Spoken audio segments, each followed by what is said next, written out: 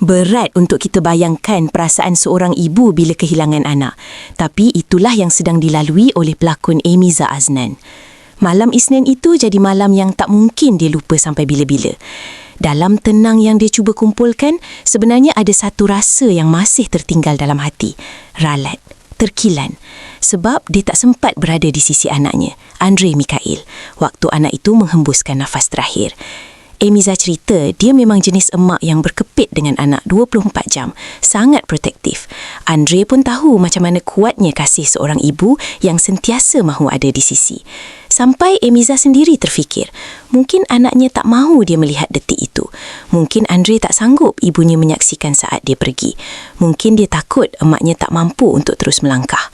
Malam itu, Amiza cuma balik rumah sekejap untuk bersihkan diri. Baru saja sampai, baru selesai mandi, telefon berdering.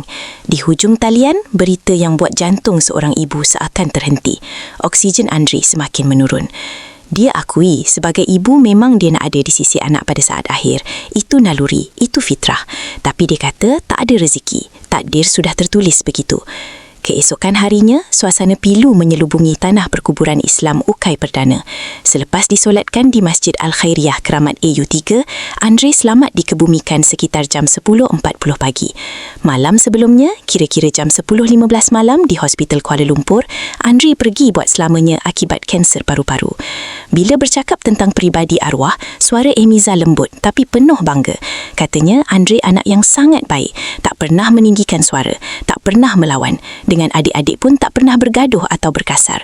Hubungan mereka rapat dan penuh kasih sayang sejak kecil sampai besar. Yang paling menyentuh hati, walaupun dalam keadaan nazak, bila ada orang beritahu ada tetamu datang, Andre tetap cuba buka mata.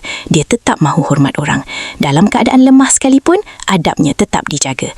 Ramadan kali ini pula jadi antara yang paling perit dalam hidupnya. Tahun lepas hanya seorang yang sakit.